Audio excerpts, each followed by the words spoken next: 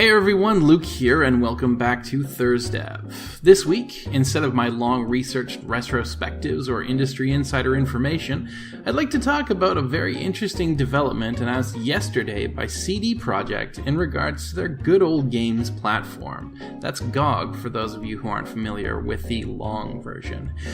If you aren't already in the know, GOG announced a new initiative they're calling GOG Connect yesterday that gives people with GOG accounts the opportunity to link their accounts with Steam accounts that they inevitably also possess, and through doing so receive complimentary copies on GOG of at least select games on their platform that the player already owns on Steam. What this means to the average consumer is that they're able to have a game on Steam, and through using Connect, also have a DRM-free version of the game through GOG, as well as other benefits that GOG provides, such as the ability to use their lightweight GOG Galaxy platform for game management and updates. I'm genuinely surprised by this development. I'm delighted, but at the same time I'm very surprised, because this does some things that I wouldn't have expected in an ostensibly competing distribution platform. First and foremost, this is tantamount to giving games away. Obviously, this is a grand and at the very least on the surface altruistic move on the part of CD Projekt, as they're allowing players the choice to use their bandwidth when downloading and managing their games, as opposed to the platform it was purchased on. GOG games also had the added benefit of being DRM-free, meaning that there is without a shadow of a doubt a very large value proposition to the player in connecting this account. In the simplest of terms, this allows the consumer to buy the game once and own it on two platforms. They can have their Steam cake and eat it on GOG too. The reason this surprises me as much as it does is that not only does this create a potentially larger burden on GOG as they're giving away a product that they're selling for free, but they're also really incentivizing players to go shopping on a competing platform, as there's now actually less reason for a player to buy a game, assuming it's the same price, on GOG when it can be bought on Steam and then played on GOG anyway. Valve isn't reciprocating at this point. You can't own a game through GOG and then claim a free copy on Steam. Hell, Steam doesn't even comp their users free extra giftable copies of games they've already purchased when it exists in a bundle. And yet here we are, with GOG effectively telling their user base, please, go ahead and shop elsewhere. We'll eat the costs on our end. Now, I am fully aware that a digital game is a non-physical product, so there is no intrinsic cost in manufacturing, and data is infinitely replicable. Nothing specifically is being lost from GOG by offering to allow players to have the game through their platform, but there will be costs incurred through the cost of hosting the data, and most likely through downloads of products via bandwidth that they would never see a cent from. The cost may be low, but the term nickel and diming exists for a reason. Small amounts of money can still be death by 1,000 paper cuts. So what does CD Projekt Red stand to gain from doing this? The most obvious benefits are two that I can see: an influx of potential customers and brand loyalty. I'm going to go into both of these concepts and why these two, in many ways intangible benefits, may well be enough to incentivize GOG Connect. Let's start with the concept of potential customers. This isn't really that unusual of a concept, but I've educated enough about the free-to-play game model that I know that this concept is lost on some people, so I'd like to start by drawing a parallel. In the development of a free-to-play game, the game's publisher is certainly concerned with the monetization of their product and wants to offer purchasable items, microtransactions, that a customer might be willing to pay for. But even more valuable than a small number of large price items is the ability for the free-to-play game to bring in a vast number of potential customers. Regardless of the size of the user base, in markets like North America, the ratio of paying customers to non-paying customers remains at a fairly consistent 2%, give or take. This number becomes very important because it means that player acquisition and retention becomes the benchmarks of success, beyond that of instant monetary gratification. 2% of 100,000 copies of the game is obviously much less than 2% of 2 million, or 20 million, or 200 million players. GOG may be attempting to do the same. Steam is an entrenched market, and though GOG is beginning to offer much more by way of contemporary games, they have been historically selling to a niche through their adoption of the old games that are referenced in the name of the platform itself. by telling Steam consumers, we'll just give you games for free. Sure, they're games you already own, but now you'll be able to have a DRM-free version that you can download and keep forever, and play even when your internet connection is down. That gets people joining GOG. I have no doubt in my mind that when news of this gets around wholesale, opportunistic customers will jump on the opportunity to get DRM-free versions of the Steam games they own and love.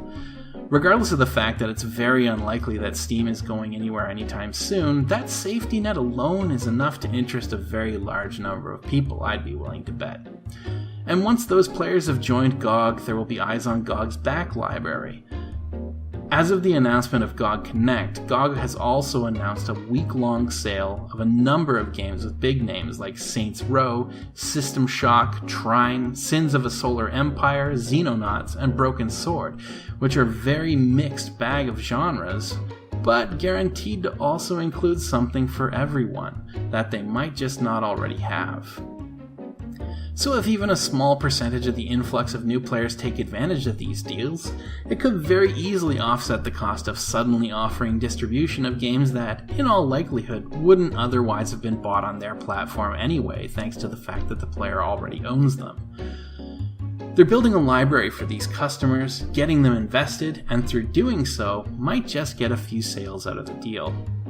The other half of this coin is brand loyalty, and boy howdy is this going to lead to another surge in the unending stream of love that CD Projekt already gets for being the creators of the Witcher series, especially The Witcher 3 with its free DLC packs promotion it did, and they already had enough goodwill by then even to avoid much of the cynical why wasn't this just shipped with the game mentality that you usually find when Day 1 DLC appears.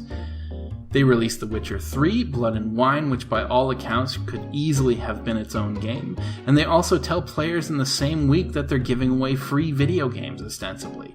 Hell, there was even a little bit of news about the long-awaited Cyberpunk 2077 recently. The delicious video game industry karma that they're accruing is palpable, and that karma can go a long way. By being one of the few companies that is so consistently the good guy as they are, they'll likely be able to do no wrong in the eyes of a lot of people, barring something catastrophic, and that's really important when you're taking a lot of people's money on the regular.